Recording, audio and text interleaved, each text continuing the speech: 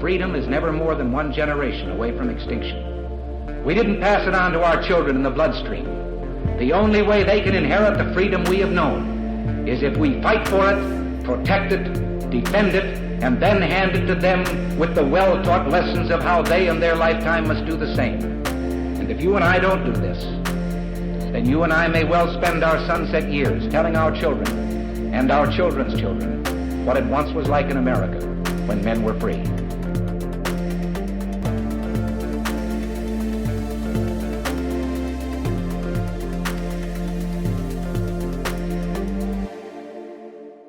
Hey, everybody. Welcome to episode number 492 of Gun Freedom Radio, where we engage, we educate, and we inform.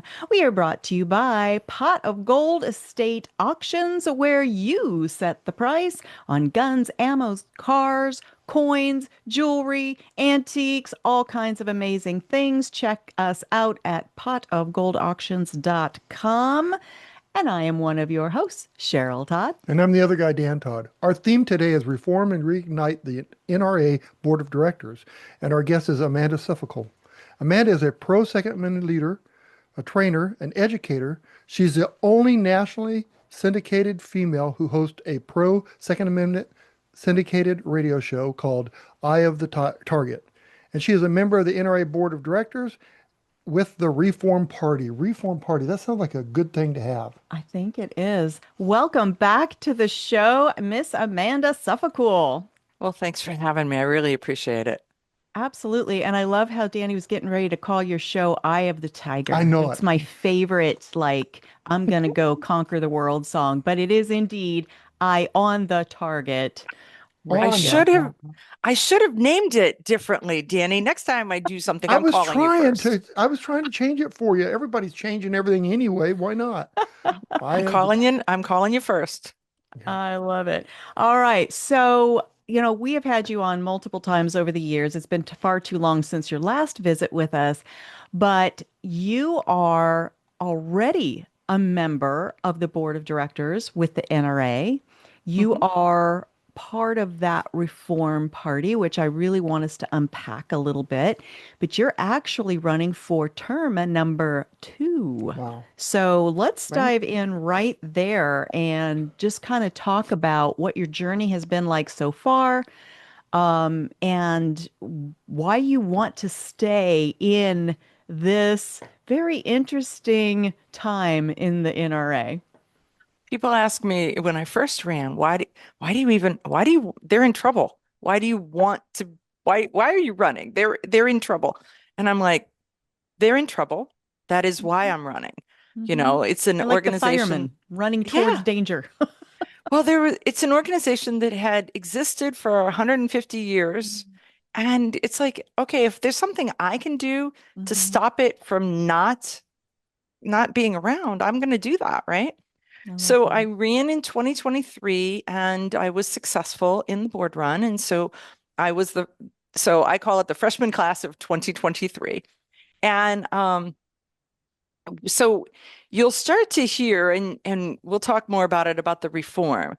And the first time that people heard reform, they heard it as the 4 for reform in 2024.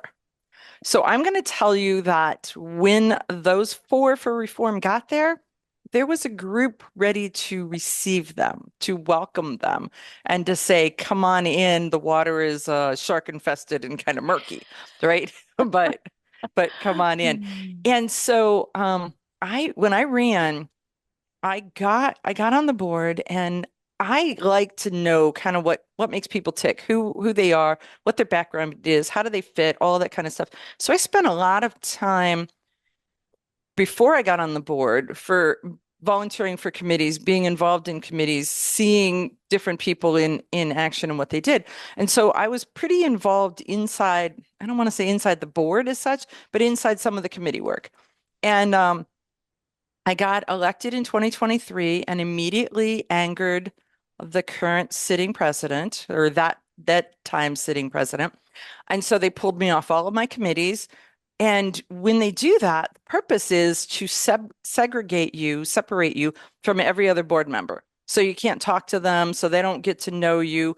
And the intent is they fly you in to come the night before the board meeting. You sit there in your assigned seat at the board meeting, and it's really, really regimented, Robert's Rules of Order, all of this.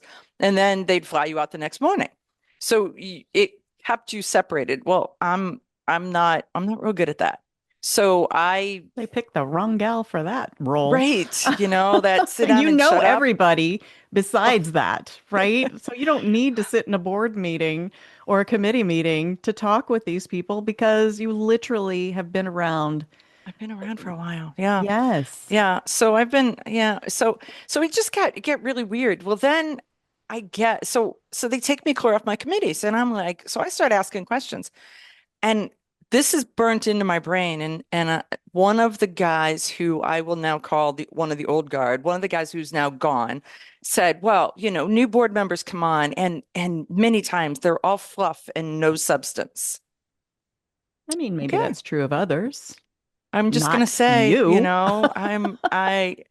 I think it's a fallacy and, it was their way of punishing me. And so there was that. So when the 4 for Reform came, there was a group that was already there. And so we started to be really strategic about things, but we didn't have the numbers to really win. We just had enough of a number to make their life miserable, right?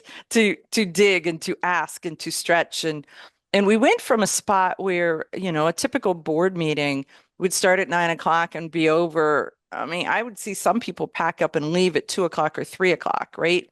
The meeting was maybe over at 4:30.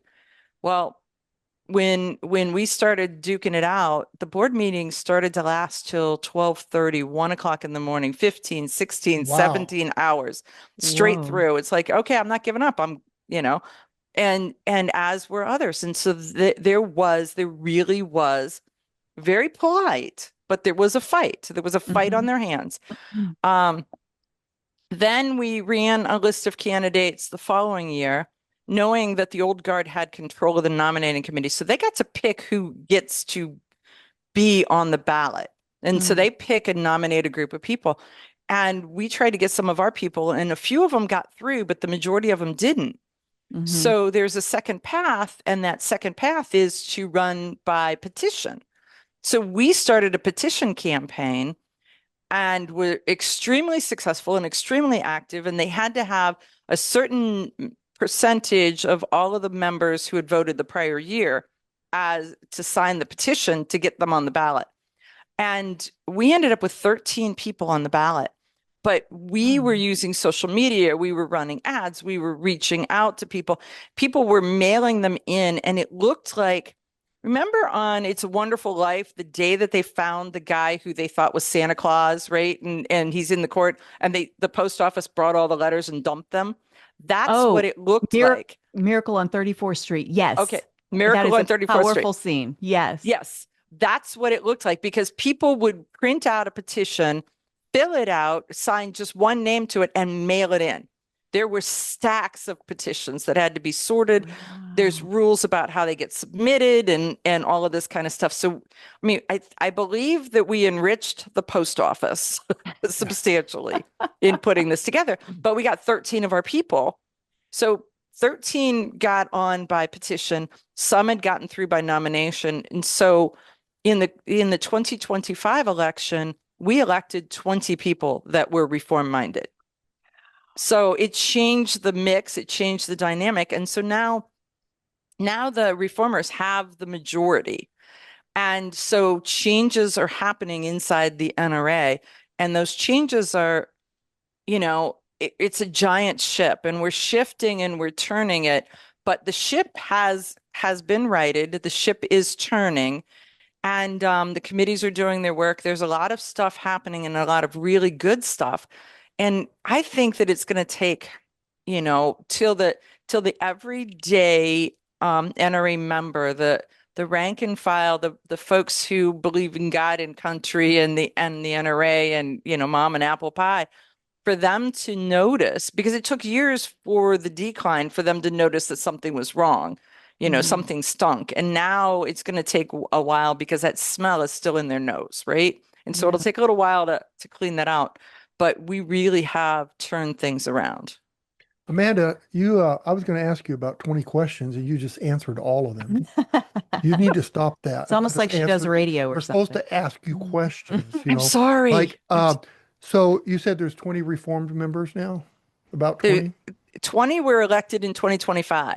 So if you take the 20 in 2025 and you take the 4 in 2024 and you take the group that was with them that was still in there in 2023, and then you start to look at that and knowing that in 2024 there were some sleeper people that weren't listed as reformers, but they voted with the reform, we are sitting solidly at a 2/3 majority right now with the board.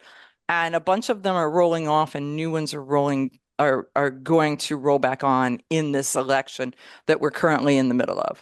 That is awesome. So doesn't the old guard know that something's wrong? That there's been something wrong for years? They, it's that thing about, okay, we're in a hole, dig deeper, just keep digging, because this is what we've been doing. So we're just going to keep doing it harder. I have to say that I say to myself a lot, there is nobody that's on the board that isn't a Second Amendment advocate. In some cases, I just think they're wrongheaded or they see things differently. I don't know, but it's a new day. It's a new time. The old ways of doing things sometimes do not work. And we need to stop and be creative and rethink it and problem solve and get ourselves out of this hole. Well, even if it's a matter of, what's the name of that book? What got us here is not going to get us there. Even if people can just think of it in those terms, I think that we really are in a completely different landscape with all the Everytowns and the Bloombergs and the, mayors think guns are bad groups. You know what I mean? Right. All of that. So you look at all that. You look at the fact that USAID was funding $40 million a year in anti-gun propaganda against the money that the NRA and the other organizations are raising, right? And so it was like your money is being used. Thank you very much. Yeah, your money was being used to pummel you, and your money is being used to defend you. So it's a little bit of all of that. So moving to the idea that, we get this magazine in the mail.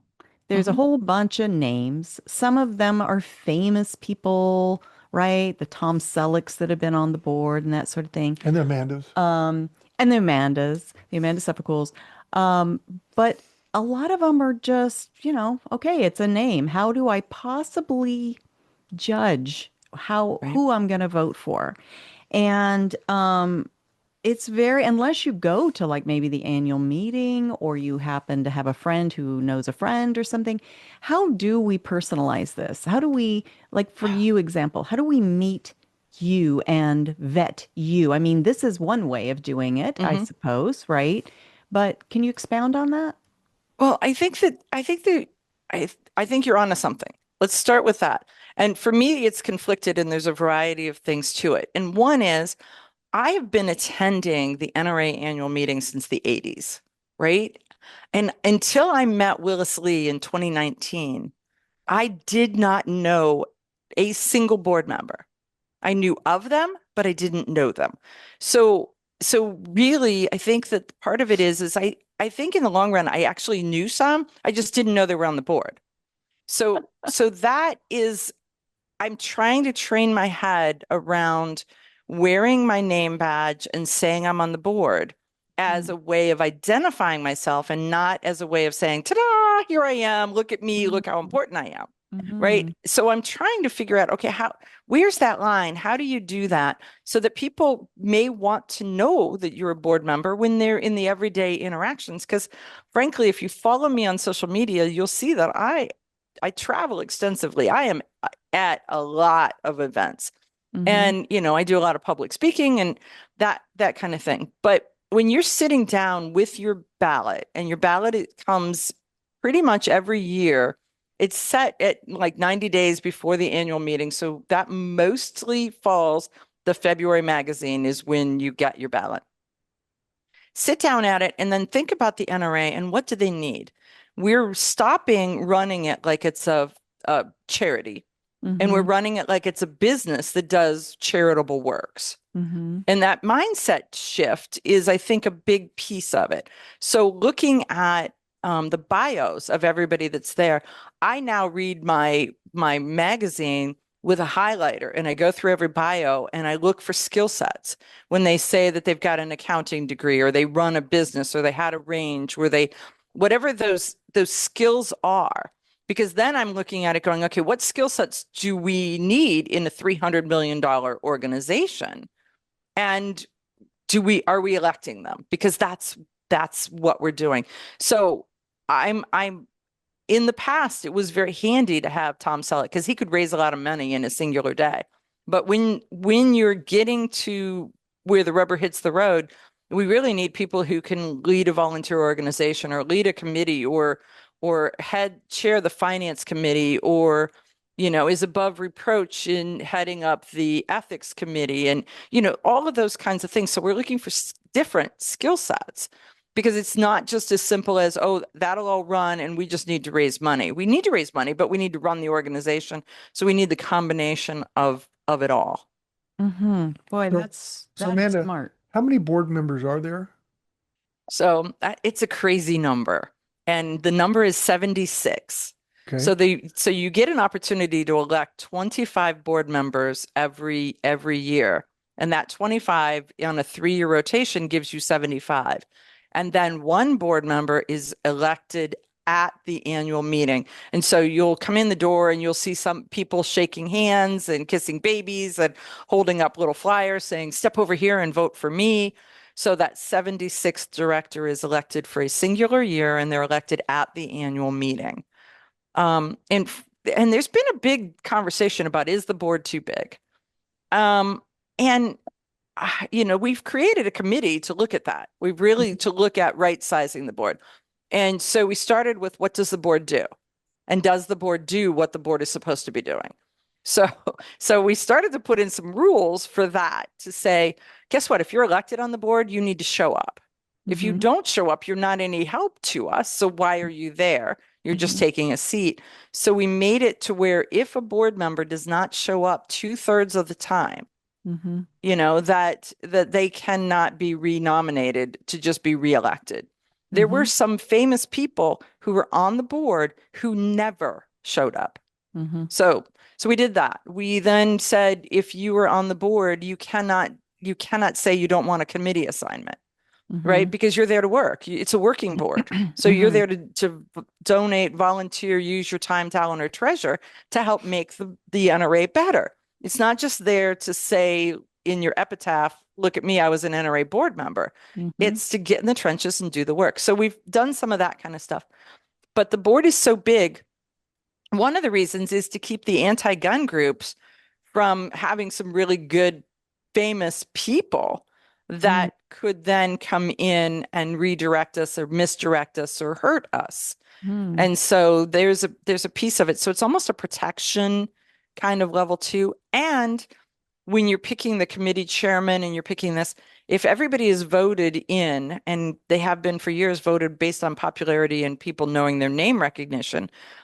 So somebody who's famous may not be able to lead the finance committee, may not be able to give guidance in the NRA media committee, right? Those types of things. So you then have to take this whole pool of people and sort through them as to where do they fit.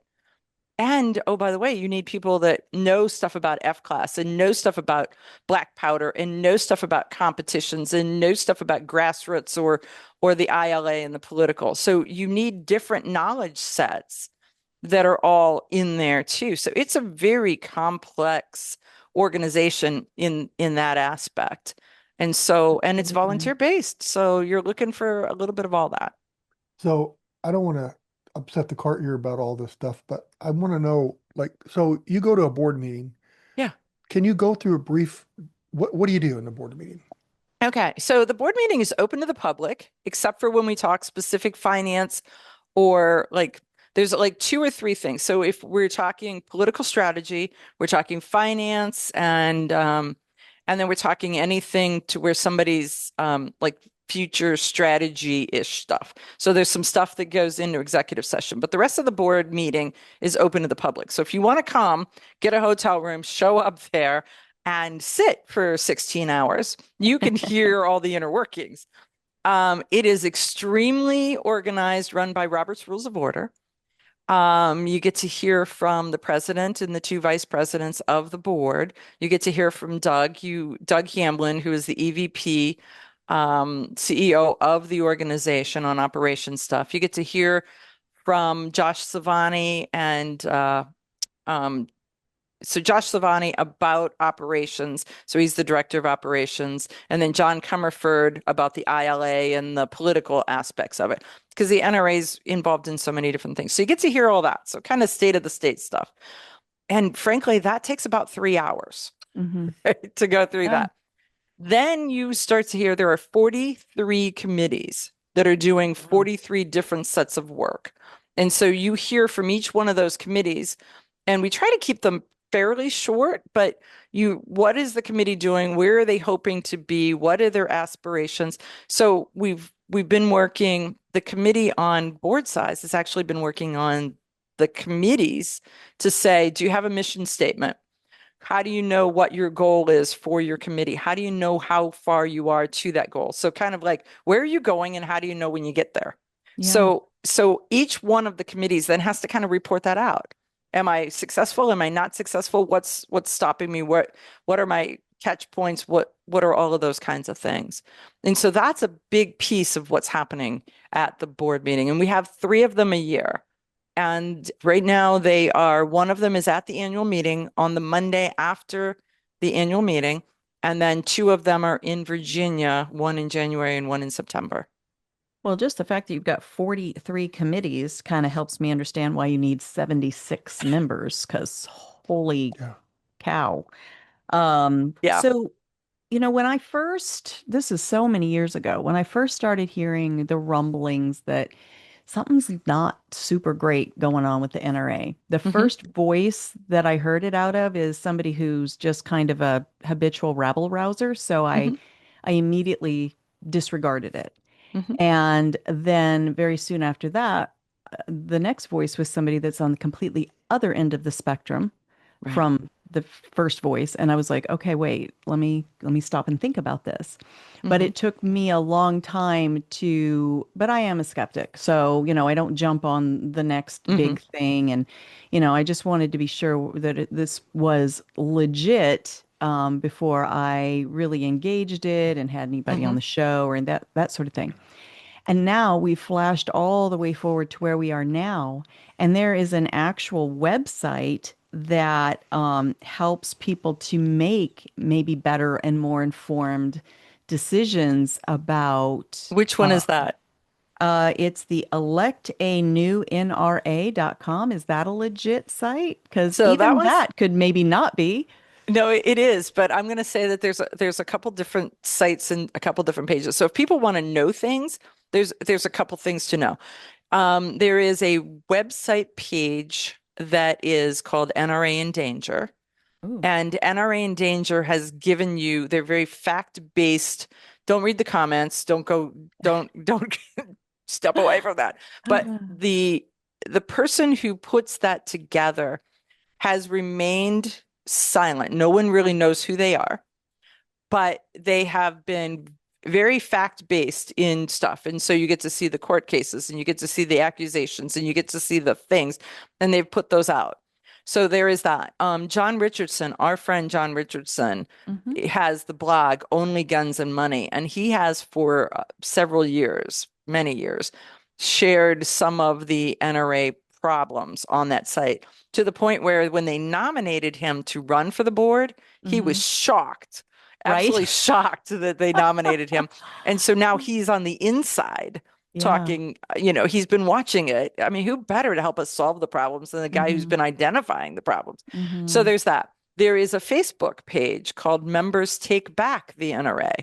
And that Facebook page has a really active group of board members who interact with members who have questions. Sometimes it gets a little spicy, but on the whole, that will give you, those 3 give you a snapshot, well-organized snapshot of what was going on and kind of where we're at right now. Okay. Then the elect a new NRA. That Mm-hmm. is actually the Reformer website talking about candidates. And so it puts out the candidates that are on the Reformer side, because we're still, okay, there are good people who have picked sides, and then, what did they used to say? Choose wisely, grasshopper, right? Yeah. And so sometimes you are colored by the friends that you keep, whatever that is. You may be a fabulous person, but because the person who brought you in, or the person who endorsed you, or the person who's taking you around, we already know is a snake in the grass. You are not going to immediately be embraced into the Reformer side, because it's been proven that there are people we cannot trust. So elect a new NRA is not all of them, because there could, like I said, there could be good people that miss the cut for some reason. But it is a group that has been looked at, has been I don't know what the word is now. But they've been kind of, I don't want to say briefed, the other way. They've been, each one has been looked at, has been reviewed, and then selected by the Reformer group to say, okay, we believe that they share the values, the problem solving, the desire to make things better. They've been vetted then. That's the word. Okay. Yeah. Yeah. Yeah. Well, and because there is so much, the other side, they're probably sitting back loving every second of the NRA going through a difficult time. And so any voice early on in my ear was like, I don't quite know which team you're playing for here, because why would you want to injure such a important and powerful, and it took me a while to understand they weren't trying to injure it. They were saying it's already injured. It injured itself. And we need to, triage. We need to diagnose, and we need to start offering some good treatment. Sometimes you got to strip the Band-Aid off, scrub the wound, and then start. Yeah. So to the point where if you look in the February magazine, there is a 2-page spread from the folks with Elect a New NRA. And then there is a single-page spread from the folks from Strong NRA. And the Strong NRA are, we'll just say they're not the reform candidates. But when you read their ad, their ad reads like, well, I pretty much think that what they did is went to our page, found out what was important to us, and wrote those things. But okay. So for the outside, it's really hard to sort through who's who, because I mean, they can look at you and be like, yeah, no, I'm gonna look at you. I mean, and I'm not going to name names at this point, but we had a board only dinner meeting, and they said, ask questions. This is where we get it all out. We know everybody doesn't agree. This is where we get it out. And I asked the question specifically, has someone signed an agreement to sell the building in Fairfax, Virginia? And I got why no, Amanda, why do you ask? And this was in late March, early April. Okay. Then I was deposed in July, and I was shown a document that was a non-binding letter of intent signed by the exact guy and his crony, who said, no, Amanda, why do you ask?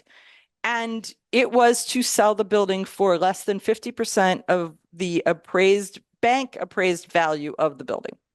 So they would look you in the face and lie. And the answer later was, well, I didn't lie, because you signed a letter of agreement, and this is a non-binding letter of intent. Wow. Okay. Okay. We'll just say, the question I was asking you. Exactly. And you skirted it on a technicality. So your trust factor just went all the way down. Boom. So that group of people, that specific person, and some of the cronies that work with him have now been feeling the pressure from the reform candidates, to the point where 13 board members quit the board from October to December of 2025. Wow. 13 board members. So this year, the election of the board is really shifting dynamic because so many people needed to be replaced. But they have now all run for the hills. Yet if you watch, and I don't, there's a lot of stuff I cannot say because we're involved in litigation right now. But if you go to those websites that I told you to go to, go to the Only Guns and Money blog or the Members Take Back, there are actually documents where the NRA Foundation and the NRA itself is involved in a legal battle. I was wondering if that was something we could touch on or if it's still too. So it is very much involved in litigation, but I will tell you that you can start to line up people who have left the board and have landed on the foundation board. So that's and the the foundation one common is like, well, we have all the money over here. The not-for-profit portion that pays for the NRA to do all their education and their training and their youth programs and their women's programs and their Eddie Eagle programs and their out in the public programs. Anything that was education from the NRA related came through the foundation funding. Yeah. And so it sounds like, I mean, all you have to do is kind of pull back to a 30,000-foot view. And I go, well, if they're willing to choke off these, important education-based programs over a money dispute, that kind of automatically colors them a certain way in my mind. I would say if you read the complaint that the NRA filed the 1st of January, it does not read like a lawyer wrote it. It reads like an engineer wrote it. It is bullet point to bullet point to bullet point. Let me lead you down this path. And as you get it, it will tell you kind of as you go to the next question. So I'm going to urge anybody who's got questions, go there, find the court case and read it. And that will give you a lot more than otherwise, we're all in a spot where we can't surmise, we can't say, but it's there. And tell me again, what's the quickest path to get to that? I think that you can find it on John Richardson's blog, Only Guns and Money. Okay. I think that it may actually be on the NRA in Danger website also. Okay. So awesome. Well, we could talk for 2 hours and we are almost out of time. So I want to make sure that we've touched on the most important things. We know there's the big annual meeting coming up in Houston. Right. When is that? Important. When is that? I'm going to let Amanda answer that. That's the perfect question. But how important is it for Joe and Jane, public to go to this and tell us the details? I think that there's some, like I said, I've been going to the annual meeting since the 80s and I really like it. So it is a consumer show. So it is designed for the everyday gun owner, everyday outdoorsman, everyday sportsman, and it's very family friendly. So there is all that. It is April 17th, 18th, and 19th in Houston. And so it is a Friday, Saturday, Sunday. It is free with your membership. And so you can get in that way. And so it is great that way. There is 75, 80,000 people over the course of the weekend that show up there. One of the things that we did last year, we're doing this year, is we started to involve podcasters into the middle of the show floor. And so if somebody's watching this, then they're a podcast consumer. And I strongly recommend them to if you're anywhere near Houston, go, because you will be able to meet in person your favorite podcasters, because they will be in the center of the show. There's 20 booths where podcasters are all producing content right there on the show floor. And frankly, I believe some of them will interview the everyday visitor. There will be, so there's all different kinds of content that comes out of there. But the NRA, the annual meeting it is fabulous. There's concerts. There's just so much stuff to see. There's the gun collectors and folks' lifetime displays. There's everything that's new in the industry. And Danny will be there. So the famous Danny Todd will be there. The famous Danny Todd. I get to go? You get to go. You know what? It's fallen over our anniversary for the past few years. And last year was our 40th anniversary. So we've been kind of inching up on these important anniversaries, but now we're like, well, now it's just anniversary number 41. Big whoopee. We're going to go to the the annual meeting, and I think we're going to be on Podcast Row. We're still working out the details of that, but that's thanks to you getting me connected with the right person. So thank you for that connection. Yeah, they have you're marked down as yes. So Oh, fantastic. So All yeah, right. there's no other. You're in. All So right.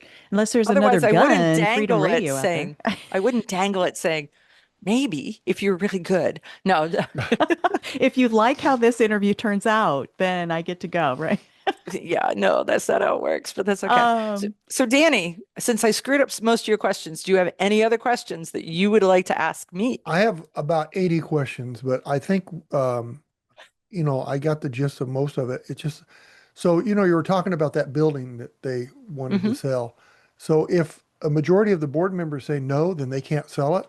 Yeah, we stopped it. We actually Good. stopped it in Dallas at the members meeting. They tried to pass a resolution to say that the members insist we sell it and move to Dallas, move to Texas.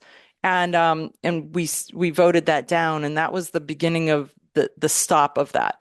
At some point it may make sense to not be in Virginia, given what the political thing is. And in Dallas that was the 2024, I spoke up at that point and said, look, here's the thing. I don't know if it's good to move to Texas. I don't know if it's bad to move to Texas. But what I do know is they're forcing it down our throat, and you've got really smart people on the board, and you're not even allowing them to have an input. You're not allowing them to do any research. You're not allowing them to use their skills and experiences. So they're being railroaded, and I want this railroading to stop. Right. And the members voted to just stop that, which was so good and so wise, and I was so glad. But they're, we want to make business decisions because they make business sense. But the first thing is going to be right now the NRA is chartered in New York. So it has really nothing to do with where the building is. It's where the 501c3 not-for-profit charter is. And you can't move assets from a not-for-profit unless the state of New York allows you that. So when people say, oh, you ought to just move, you can't. They'll let you just shut it down, but they keep all the assets. Oh, wow. So it's not like a business where you can pick it up and move it to another state. It is a 501c3. Those assets stay. So there's some kind of weird C3s, C4s, that charitable thing, but there's some things to it. So it's not as simple. Some of it's so complicated, but we've got really good people looking at what is absolutely strategically long-term the best decisions for to look at it to say, I want the NRA to exist for another 154 years. Absolutely. We need the NRA. We really do need it, but we need them to straighten up. Well, pay attention to this. Here's a clue. This one you'll start to see. Look at the lawsuits that the NRA is leading, and then look at the lawsuits that the NRA is writing, the amicus brief, and some other organization is leading, and the NRA is right behind them, kind of cheering them on.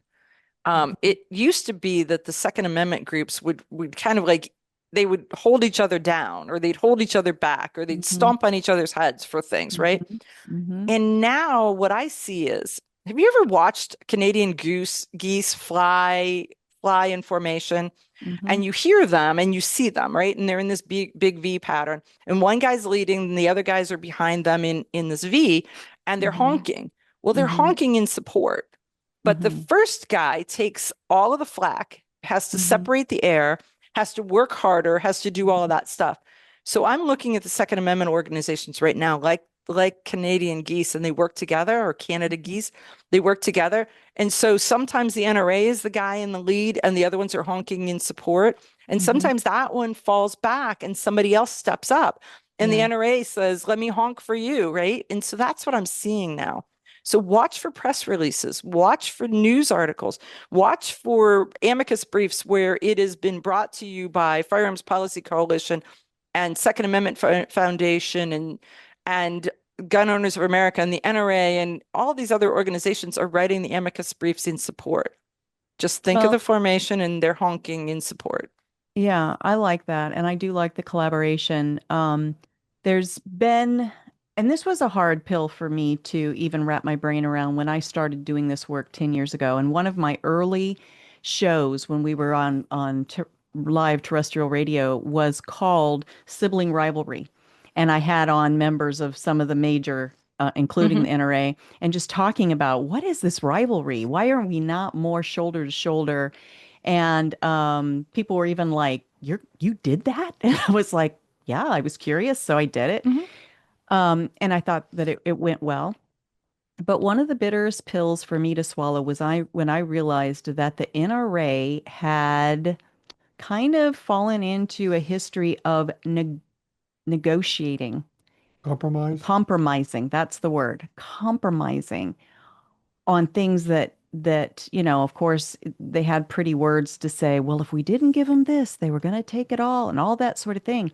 But I always saw the NRA as the tip of the spear, and that, I can trust them to, go to the mats and that sort of thing. And I'm hoping that this reform party is going to be part also reforming that, because as recent as the last Arizona legislative session, there was an example of, that. And I'm like, well, my friend Amanda Suffecool is on the board, and I don't think she would agree with that. Right. Well, there's some I of didn't that. say that out loud, but I'm hoping that's part of the reform. Let's talk about that a little bit, because I think that there's kind of two levels of it. There's the state level stuff, and then there's the national level stuff. And so there are a bunch of groups that are in the Second Amendment world that market themselves completely as no compromise. And so they're like, I'm fundraising and no compromise and no compromise. And so there's a couple of them that you can name by their family allegiances, that kind of thing. So I am not a fan of compromising, but I know that if you look at Ohio, if it would have been an all or nothing to pass Ohio's concealed carry, we would have gotten nothing. So there is a spot where it's like, okay, you got to get your nose under the tent. You've got to get your foot in the door. You've got to get something, and then you can modify it as you go. So there's a line there, and people are like, aha, or I told you, I don't speak for the NRA for this. I don't speak for the NRA. I speak as a board member, and I speak for myself, and I speak from my observations. But know that in a lot of cases, a lot of the guys who are making the big noise would never, ever have a seat at the table. In most cases, they're not even allowed in the room. So they can say, well, we had the greatest bill in the world, but it had no chance at all. Right? I mean, look at right now with the silencer. There are people out there that are screaming that, well, they should have taken the suppressors and silencers, short-barreled rifles, short-barreled shotguns, and that it should have been that they should have gotten rid of the paperwork at the same time. Well, the committee that they moved that through, and the big beautiful bill, had to focus on finances only, nothing else. And it had to go through the litmus test of finance only. So they could take narrow scope issues for sure. Right. Yeah. So they had to take that down. Now, then, as of January 1, when they had standing, that now it's a tax that is a zero tax, yet you're doing the paperwork to track the zero tax. Now that makes that ridiculous. And then they filed that suit as soon as they had standing to do that. But there's people who are like, well, they should have, whatever. There was no other opportunity. That was the opportunity, and they took it. And it looks strategically like it's going to be extremely successful. But there will be people who say that was a bad move. So there's some of that at the same time.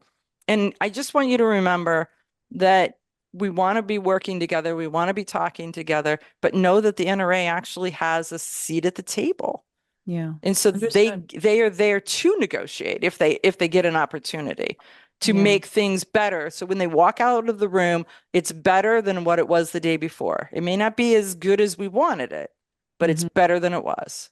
Okay, so I have a comment on that. I am a strong believer in no compromise. But then you look at it and say, Could Cheryl and I have been married 40 years if we didn't compromise on certain things? I'm serious. No, that's not a joke. No, You No. have to that's an compromise on interesting. things. But it sounds good, and I like the no compromise because we have given so much. You look at California. Look how many times they gave, and now they're at a point where they almost have nothing. Right. Correct. But That's what I'm talking about. would Cheryl have stayed with me for 40 years if I would have said, nope, this is what we're doing and that's it? No, Hmm. she wouldn't have. So I can understand that, but it's hard to swallow that. I'm You know, there. Yeah. I'm That's an I'm interesting. absolutely with you, and I think that that makes the most amount of sense. And so I think that the thing to look at on any of these in the compromise, no compromise, I mean, because there's stuff that I would like to see something a whole lot better, is it better than it was the day before? And so what happened was they were coming after us on a national level. And if you start to track the timeline of stuff, when they put in, and I found out, and I didn't know this for years, that it was an NRA employee who put the poison pill in the 1994 Bill Clinton gun AR ban, right? They put that sunset date in, Sunset. Mhm. right? And it was a Hail Mary, let's try this and see what happens. And the political climate had changed 10 years later to where it wasn't palatable for them to vote it back in for another 10 years. Mhm. So, but from that point, when they put that poison pill in 94, we, up until then, every time they had touched our gun rights, we had lost more and more and more. So it, 1934, 1968, 1986, 1994, you start to look at all of those. We were just losing them. Not when 2004 hit and that rolled back off, that was the first. When the Supreme Court then heard Heller versus DC in 2008, that was the next one. Then McDonald, then Ezell, then, and then Bruin. So you start to now see that we're winning on a national level, Mhm. which means that those snakes in the grass that had been working national had to go somewhere. And so you'll see them hitting the states now. And so that's why it's so critical that the state organizations are there and that people and groups are working with the state organizations to hold the ground there. Amen. So it's really a lot of strategy and tactics. And the one thing you hope for is the fact that you've got a good group of people who have in mind what the overall strategy is, and then what the specific states, regions, districts strategies are also. And sometimes we lose, but most of the time we are winning in that aspect. Yeah, absolutely. Well, we are desperately out of time. We didn't get to so many of our questions, which means I'm going to have to have you back on. You said that once before. I know I did. Danny, now are we it's really listening? real. Are we listening? I did, to her, but Danny? she let me talk, and that just jumped the time more. So. No, now it's really real, and we do need to wrap up. But do tell folks how they can continue to follow all the work you're doing, listen to your only female-led syndicated radio show, all the things. Okay, so you can find me. I am most active on Facebook because I'm a woman of a certain age. So Amanda Suffecool is where you'll find that. You can go to the website, Eyeonthetargetradio. I was almost going to roll out elect a new NRA. Eyeonthetargetradio.com, which is the syndicated show. You can pick us up from podcasts. And so any place you get podcasts, look for I, like your eye, like you see, Eye on the Target Radio. And the podcast there. So it's syndicated. It's radios coming across the nation, and then it's podcast directly after. Fantastic. Thank you for all you do. And you are still connected to Women for Gun Rights. Yes, I am. And so that's another hat you wear. So thank you so much, Amanda. And we'll have to have you back on again soon. Okay. Thank you very much. I appreciate you guys. Bye-bye. Thank you. We'll see you. Bye-bye. Bye. Seriously, this should have been, I know, a 2-hour show is what we really should have had just for Amanda. But we do need to wrap up. We've got another show just right behind this one, and I don't want to make that guest wait. Holy cow. Thank you so much to an amazing guest, Amanda Suffecool, all of our fantastic listeners all over the planet. Wherever there is internet, we have listeners and viewers. And I want to draw attention to, thank, and encourage you to support some of the organizations that support us. First of all, patriotmobile.com. So Patriot Mobile, our whole family has switched over to our cell phones to have them be our carrier. They are the only Christian conservative wireless provider that shares your values. You get to keep your number, you get to keep your phone, and you get to keep your values. And we have been everywhere since we switched over, and the service is exactly the same as what we were experiencing before. Patriot Mobile uses all the major towers, and you get to pick with Patriot Mobile. Do you want to be on T-Mobile? Do you want to be on Verizon? Do you want to be on AT&T? And so I'm right now on Verizon, which I was on AT&T for years. And then our daughter is on the AT&T, and we both switched over to Patriot Mobile. And neither one of us have had a moment of a glitch. And so I like to say Patriot Mobile is fueling my phone calls, my texts, and my selfies all across the nation. So please consider switching over. It is super seamless and simple. And when you do, go to patriotmobile.com, use GFR, Gun Freedom Radio, as your promo code. You've got some free goodies coming your way when you do that, and it helps fuel the work that we do here in Gun Freedom Radio studio and in our travels. Also, Patriot Mobile is one thing. PatriotHousehold.com is a private invitation-only shopping club that we are inviting you to today. This is your invitation, from laundry soap to skincare to delicious snacks and the best, I am telling you, the best beef products through Riverbend Ranch.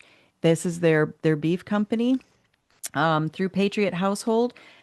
Best hamburger, best steak we've ever had in our lives. And you can shop online as you need these items, or what I like to do is set my order each month and forget it. It shows up at your door.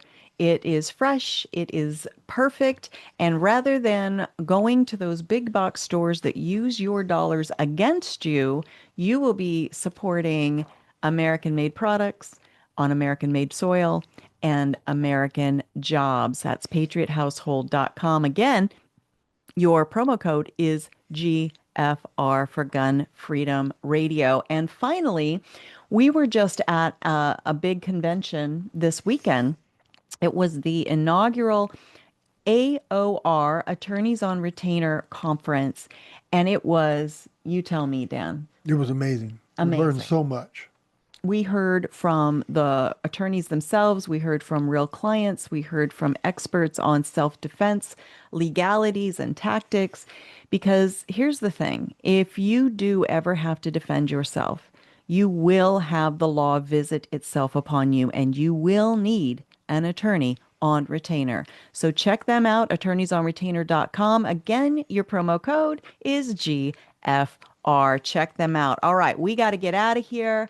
If you want to rewatch this video or any of our videos, you can go to YouTube or Gunstreamer or any of the big, actually, is Gunstreamer still a thing? I think they switched up, but definitely YouTube, Spotify. And when you go there, click the on-demand click the notify button, because then you'll be told immediately when our next episode comes out, and it tells those platforms that you value this information, and the subscribe button. And if you want to hear the audio of this, then you can go to our website, gunfreedomradio.com, click the on-demand tab, and binge listen to your heart's content. Darling. All right. Well, until next time, holy cow, pray for your nation, our nation. Pray for people in leadership positions, and be good to each other, right? I mean, even pray for the people that even frustrate you, because I think they need your prayers more than any of us. And until next time, be good to each other. Have a great week, and God bless. Bye-bye.